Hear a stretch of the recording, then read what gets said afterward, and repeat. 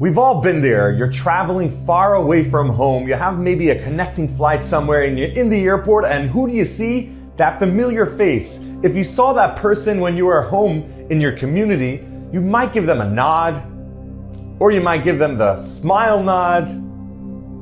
But that's about it. You wouldn't say a word to them. Suddenly, when you see them here in the airport or in a store or somewhere where you wouldn't necessarily be far away from home, suddenly you're excited to see them and you quickly drum up conversation. How does that work?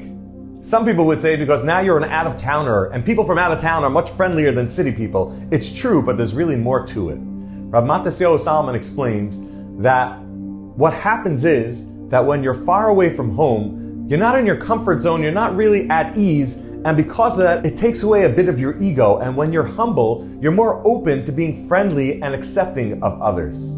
And he says this is a tip to always remain humble, is that we always have to really think about the fact that even if we're not traveling out of town, our life is really very transient. We're traveling, and therefore we should always be humble, knowing that we're not in our real comfort zone here, and therefore it'll keep us humble by keeping that in mind.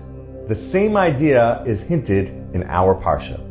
When the Jewish people are traveling in the desert and we go through all the different places in their journey, we say, Vayisu mikivros hataiva, which can be translated as if you want to travel and go away, mikivros hataiva, and you want to bury your evil inclination, your taiva, your yetzer hara. You know what you should do?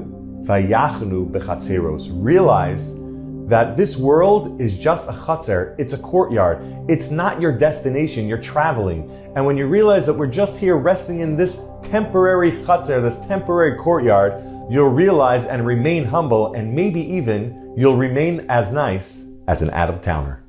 Have a great Shabbos.